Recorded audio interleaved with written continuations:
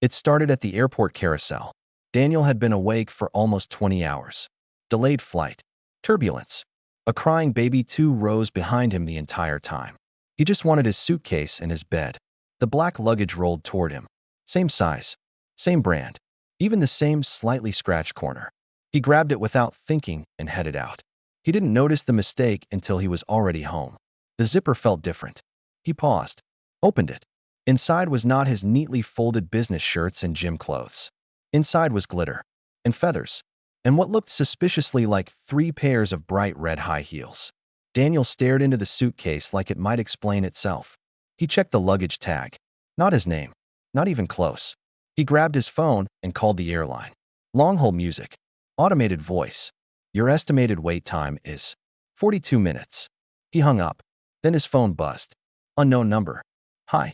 I think you have my suitcase. The voice on the other end sounded calm. Slightly amused. And I'm guessing you have mine? Daniel replied. Yes. And unless you secretly travel with sequins and feather boas, we need to meet. Her name was Ava. They agreed to meet in the airport parking lot an hour later. When Daniel arrived, he spotted her immediately. She was standing next to a small blue car, arms crossed, trying not to laugh. You opened it, didn't you? She asked. I had to make sure it wasn't mine. And I can confirm it is definitely not mine. She laughed properly this time. Don't judge. I'm a costume designer. That explains the glitter explosion. She handed him his suitcase. He handed her hers. But neither moved to leave. So, Ava said, on a scale from 1 to traumatized, how are you feeling about the heels? I think they clash with my suit. Shame. They talked longer than necessary. About travel. About work. About how airports are the strangest places to accidentally connect with someone. Before leaving, Ava said, You owe me coffee. For what? For emotional distress caused by opening my suitcase. He smiled. Fair. They met for coffee the next day. Then dinner. Then another accidental suitcase joke that somehow turned into a weekend road trip. Months later, Daniel would admit something. He had seen the luggage tag at the airport. He knew it wasn't his. But he picked it up anyway. Because sometimes you recognize a mistake and decide to keep it. Daniel never admitted the full truth that first night. Not about the luggage tag. Not about how he noticed the small pink ribbon tied around the handle and knew immediately it wasn't his. He told himself it was curiosity, or exhaustion, or fate. Ava didn't push him. She was the kind of person who noticed details but didn't always expose them. Their coffee turned into 3 hours of conversation.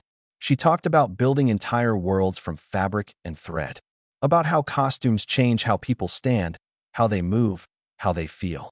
Daniel talked about numbers, deadlines, predictable routines. You need more glitter in your life, she told him. I think I've had enough glitter for one lifetime.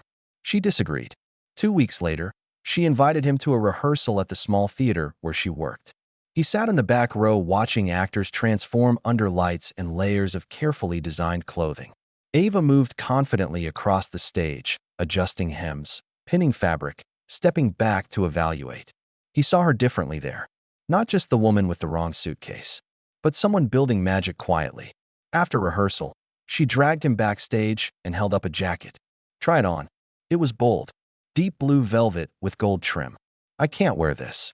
You absolutely can. He tried it anyway. The moment he looked in the mirror, something shifted. It wasn't about the jacket. It was about stepping outside the version of himself he always presented. Ava watched his expression change. See, she said softly. Wrong luggage. He laughed. Over the next few months, they balanced each other in strange ways. She pulled him into spontaneous plans. He grounded her when deadlines loomed. She filled his apartment with color. He helped her organize chaos into workable systems.